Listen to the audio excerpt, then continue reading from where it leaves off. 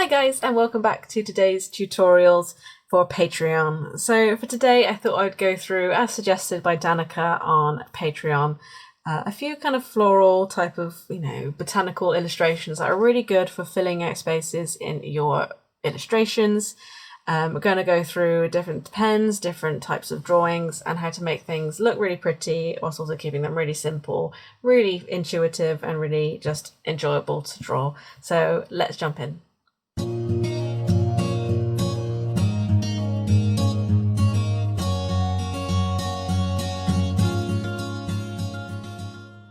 So for today's tutorial, I thought I'd go in with a really kind of intuitive style of drawing. Now, that means I'm not going to do any pencil sketching. I'm just going to kind of go with the flow. And that's really nice when you're doing sort of botanical illustrations. Just let it flow. Now, what I'm going to do is I'm going to use a selection of these types of pens. I'm probably going to pick one or two to use, but I got a few out so you can see them if you haven't seen them before. So we've got, essentially, I've got three different brands here. I've got Micron, I've got Unipin, I've actually got this off-brand pen. I'm not even sure where it came from, but you look at it side by side next to the Micron, it's identical. It was probably cheaper as well, which makes it more affordable. But these aren't expensive. I don't know, it depends on where you can get them from, but I think I probably paid maybe £3 per pen, which probably is about $3 now. So they're not expensive. You don't actually need masses of sizes. I've got a bunch of different sizes. I've got size 12, 8, 08, 02, 04. I've actually got 0.005, so it's super tiny. I'll compare it to my biggest one, so you can barely even see the nib. This is so fine, really great for tiny little details. I'll compare it to my 12, so I think this is probably the thickest you can get, and side by side you can see the sheer difference in those nibs. So obviously it makes quite a big difference depending on what kind of illustration you're doing. I like finer pens. I think it makes it look more sort of decorative, more detail. I really like the thinner ones. But for today's tutorial, I'm going to stick with something kind of middle of the range, probably go with a 04 in Micron. I do have that same in Unipin as well, but Micron is out, so I'll use Micron. Now, the benefit of these pens, I really like them. I'm not sure if it's all for all fine liner brands, but these brands in particular are great because they're actually waterproof.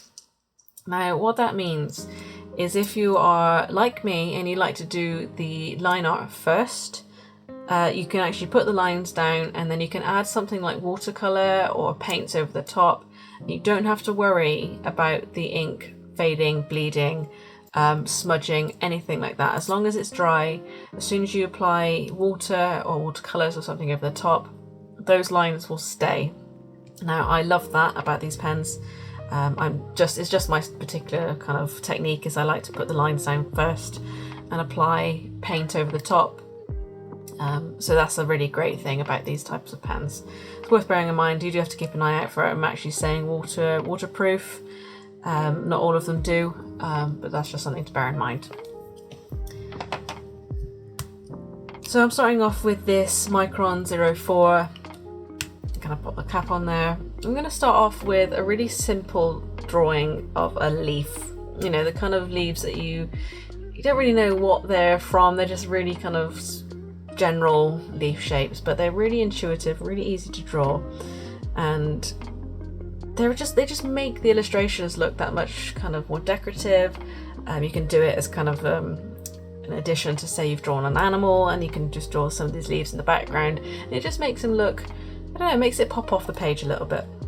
So all we do, so we're going to start off with, say, a leaf at the top. I'm going to just draw a nice little line. That could be the center leaf. Get to the tip, bring it out, bring it down, and draw the extra side there. Super simple. And then you can extend that stem down, maybe draw another leaf up here. You can draw the center part, bring out the tip, curve it down, and it's really straightforward. The wonderful thing is you can vary the thicknesses of these sides of the leaves as well to make it look like maybe the leaves are turned, and then you can just build it up. You can kind of go leaf per leaf. But one thing you can do as well is, say you can start at the bottom, you can draw in the stem first, which is one way that I do it before, or have done it before. Maybe draw another branch out of a stem, and you can draw the leaves in afterwards. So bring out that one, make a little point, bring down, and draw in the center line there. And the thing is, this can be so intuitive. You can just make it as flowy as you want, put in the leaves where you feel like, oh, the leaf could go here, draw in that leaf, add in the center line, draw another leaf here, keeping in these kind of flowy C's and S shapes. Just kind of build it up. You know, that's the wonderful thing is about drawing them in this way, is that they're so easy to draw and they're so intuitive. You can just do them how you like, and it can be quite nice sort of therapeutic drawing as well. Really good for just a bit of stress relief, stress busting, and just have fun with it. Another thing I like to do is if I'm drawing a leaf that's, say, turned or twisted, so I'll do this. So I'll draw an S shape, excuse me. So you see like an S here, and then I'll actually kind of draw a curve over the top, connect up here, follow that down, and that becomes the center line, and draw the other side of the leaf here and connect up like that. And that can kind of make it look like the leaf is twisted, adds a bit of interest to the leaf pattern as well. So when you get to this point, you can either leave it like that. Sometimes I like to add a bit of cross hatching. So I'll say one side of the leaf, fill it in with some hatches. And that just kind of gives it a bit of interest, adds a bit of contrast as well. You could even say fill in one half completely black, colour it in. You can say this side I'm going to do hatches on this side as well. Well, that's the beauty of it, is you can do whatever you want. You know, that's the the wonderful thing about drawing leaves, especially in a sort of stylized botanical way to add interest to your illustrations. Let's just play with it. So I'm just going to do some dots on this one. So in a line, just drawing in a bunch of dots. So maybe do some thicker lines down here. You know, you can press lightly with the pen and make quite thin lines, so you can press kind of more firmly and make thick lines. Even though that these lines are fixed, because obviously it's not like a brush nib, they do have still some ability to change their thickness when you're playing with them as well. So there, a nice very simple leaf shape. So the wonderful thing is about drawing botanical things like this is that they're all just variations of lines and ovals. So they're really simple and they can be completely adjusted to how you want them to look. So we can do another example here. I say we'll have a nice long stem, keep flowing up. Maybe start with a oval on top. Maybe we'll round this one off a little bit, and then we'll just draw little ovals in pairs coming off like that. With a little line in the middle as well. You know, you can make these, all the same size, so they're nice and uniform. You can have them kind of twist off in different directions. And the wonderful thing is, you can make them look exactly how you want them to look. They're awesome for filling spaces. You know, if you've got a big blank space in your illustration, you can just do some of these kind of botanical things. And whilst also filling the space, you're giving yourself a bit of therapy as well. You're taking some time to just enjoy, focus on the drawing itself. Because when you're doing this, it's hard to think about other things. And as someone who experiences a very busy mind, it's nice to just stop for a minute and draw these very simple lines and ovals. These ones are nice, more rounded than the first set. They're in pairs, they're a bit more kind of uniform. Go in, add some center lines, like so. So for example, you could do one like that. You do something similar again. So start off with an oval at the top, and you can also shade it in. So you can even do the same pairs as before, but scribble them in and make them look, for a little bit of interest, a little bit more contrast on your page. Don't even have to fill them in completely. It's nice to add a little bit of, say, white there. It just makes it look a little bit more interesting.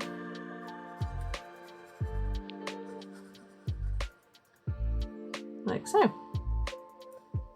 Make it as big as you want, make them as small as you want. Just fill them in.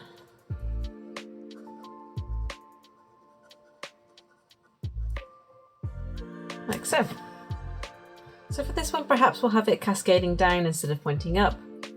So I might make it a little bit more complex. Start off with the stem. Perhaps the main stem will go down here. Maybe another stem that comes off here, like so. Maybe another one that comes off like this. I can use this as the main structure for the branch or for whatever it is I'm drawing. So if I do stem like this, you can make the leaves perhaps a little bit longer, a little bit more jagged. Add a center line.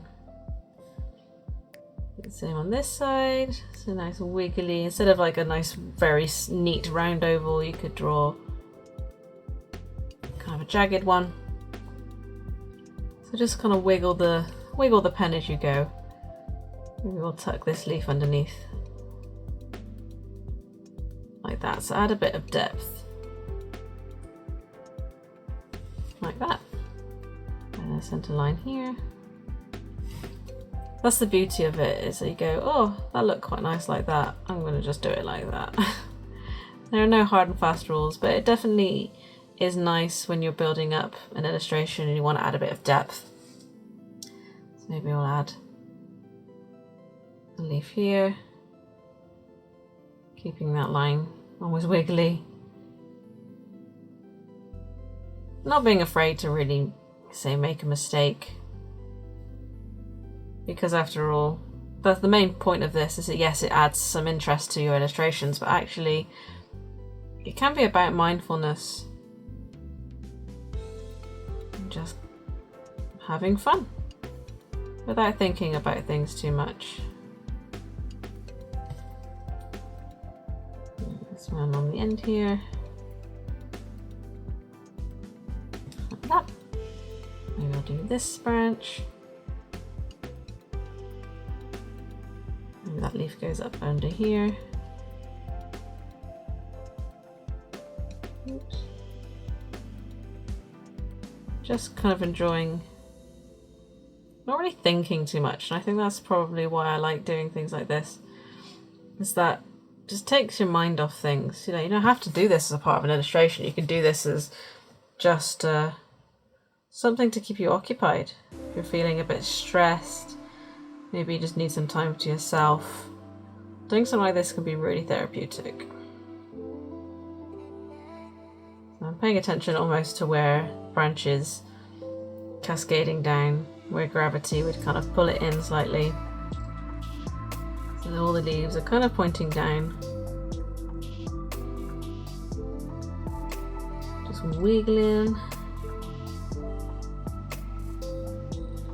Like so. Quite nice, and again you can do stuff like add in some veining if you want to, add in some dots to make some interesting contrast. I'm kind of paying attention, so with some of these leaves I'm going from the stem outwards, kind of going in the same direction that the leaf is going. Like so. So if the leaf's pointing down, they go from the stem and they also point down. Like so. So for this next one, I thought I would draw an actually recognised leaf, and I'd go with the ginkgo. Now, ginkgos are probably one of my favourite leaves, favourite trees of all time. So I'm just going to start off with, actually drawing a leaf, and then I'm going to put the main stem in or main branch in afterwards and build up from there. So ginkgo leaves are very distinctive. They start off in almost like this kind of triangle shape. Have a little nook in the middle, flow out like this, and curve back in to the tip. And this is where then the kind of stem will connect to the branch. Now, you can keep it like this, or one thing you could do is maybe use even a finer pen and go back in and add in some of the veining, like so. Adds a bit of detailing, so from the branch connection to the outward part like this, just add in a bit of detail like so. So that's an example of, perhaps giving it a bit more detail if you want to. You don't have to, that's absolutely fine. And I might draw, say, the stem in, so we actually know where the branch is connecting. The branch can go underneath this leaf. Just add a little bit of depth here. So this is the main branch of the ginkgo. Then we might have, say, from the tip of the branch, we'll have maybe another ginkgo leaf that comes off, like so. So we'll go into this triangle shape. Bit of wavy, little nook, bit of waves. Then connect back like that. I'll have, say, another one that comes off here.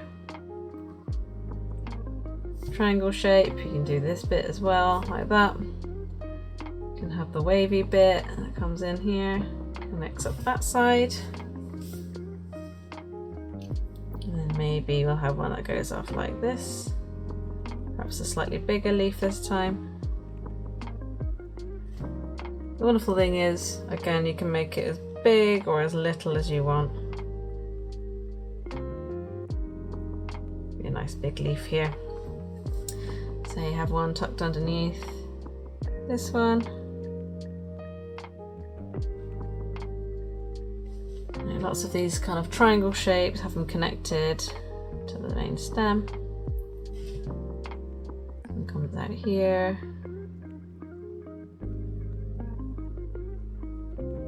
Like so. The ginkgo leaves, and again you can go back in. I'm going to use a finer pen for this one just to show you how I think it looks nice. So I've got the thicker pen as the outline, coming in with a thinner one. So I've gone in with a 0.2 instead of a 0.4. I think what that does is it adds a really nice kind of contrast between the thicker and the thinner lines. So it's not quite as visual, or not quite as visible as I'd like it to be. So I'm going to go back in with an even finer one. So this is extra small in the Faber-Castell Pitt pens. So again, similar brand to the Microns and the Unipens. Again, I'm just going to do these really fine lines for the veining, connecting the stem out to the edges of the leaves. I think ginkgos are particularly special, very interesting plants with very interesting leaves. So they can be quite nice to draw. They're lovely in the autumn as well, in parts of Asia where they grow. They all start turning this lovely golden colour. And they're just the purest, happiest of yellows that you can possibly imagine. So just going in, completely intuitively, not really thinking about it too much. And adding in these veinings with a thinner line than the actual outline that I did before, just to show you what it looks like when you've got kind of varying line width.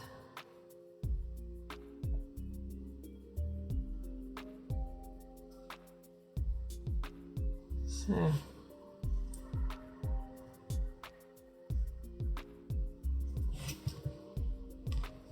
and do this last one.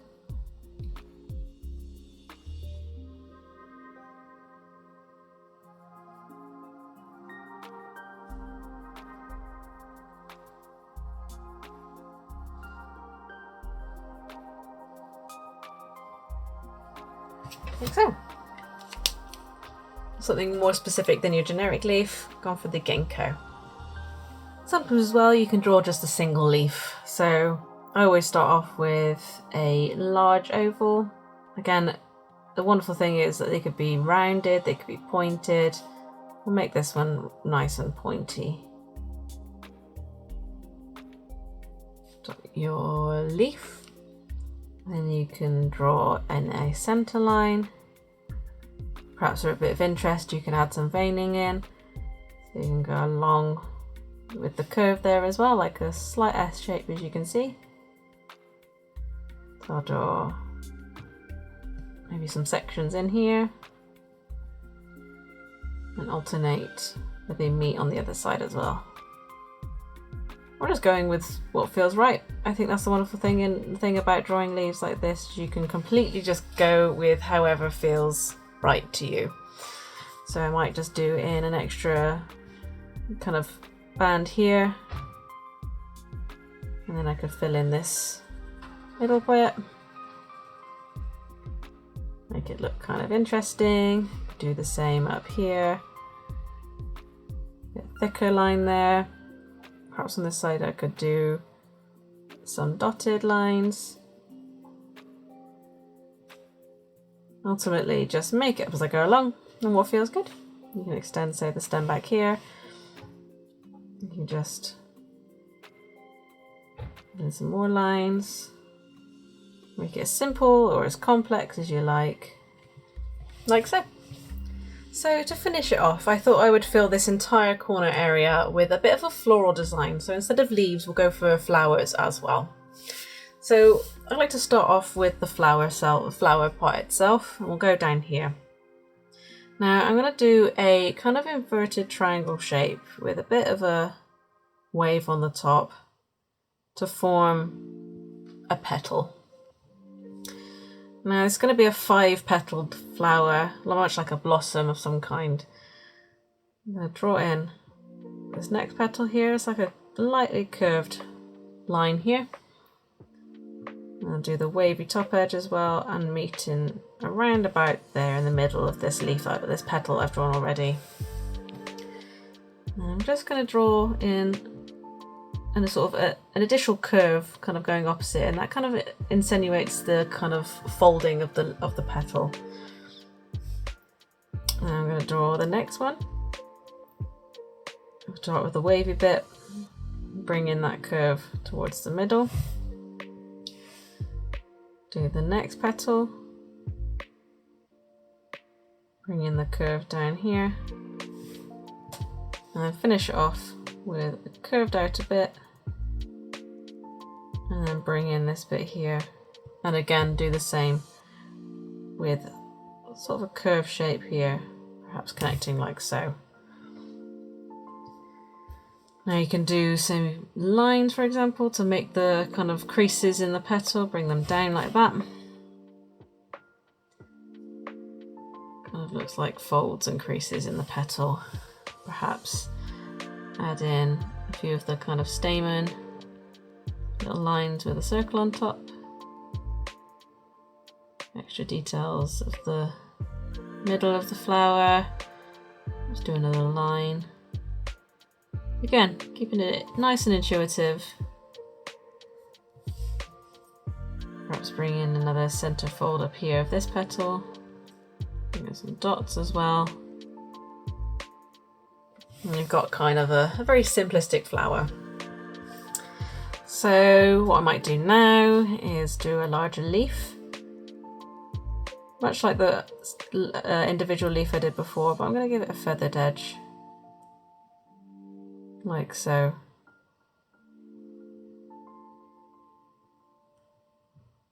I can draw in the center line. Perhaps add some veining. Some dots to make it look less kind of harsh as a line, like so. And maybe do another one, again with that feathering, kind of making it up as I go. And that's always a bit of kind of fun thing to do, just make it up as you go. It feels really nice and intuitive. I love that word, intuitive. Add another one down here.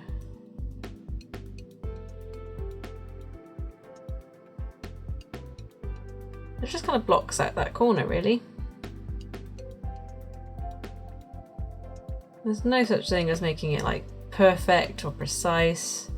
See, I'm just kind of going with what feels right.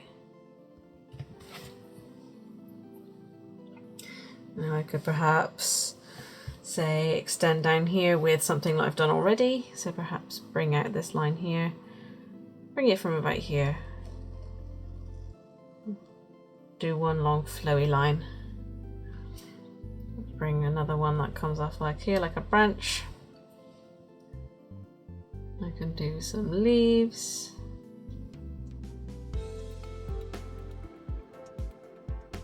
Just kind of using the opportunity to fill out the space. Lots of pretty curvy shapes. Keeps it quite organic as well. I like that about a drawing, making it feel natural, organic.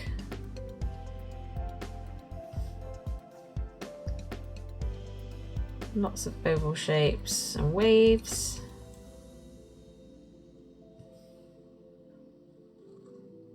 Just filling out that space.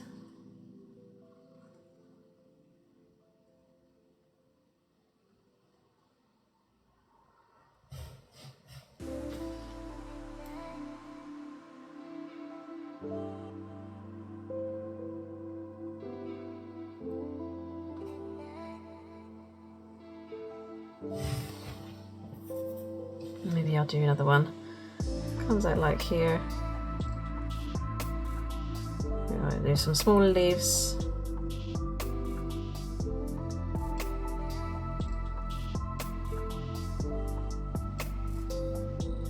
Playing with that oval, playing with those lines.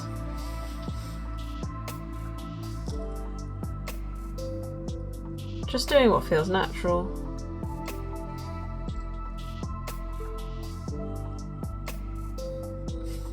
No. It's quite simple, but it fills out space, and that's the kind of the benefit of doing something like this. So there you have it, a very simple kind of botanical style illustration page. They're nothing kind of extreme, they're really easy, very therapeutic to do.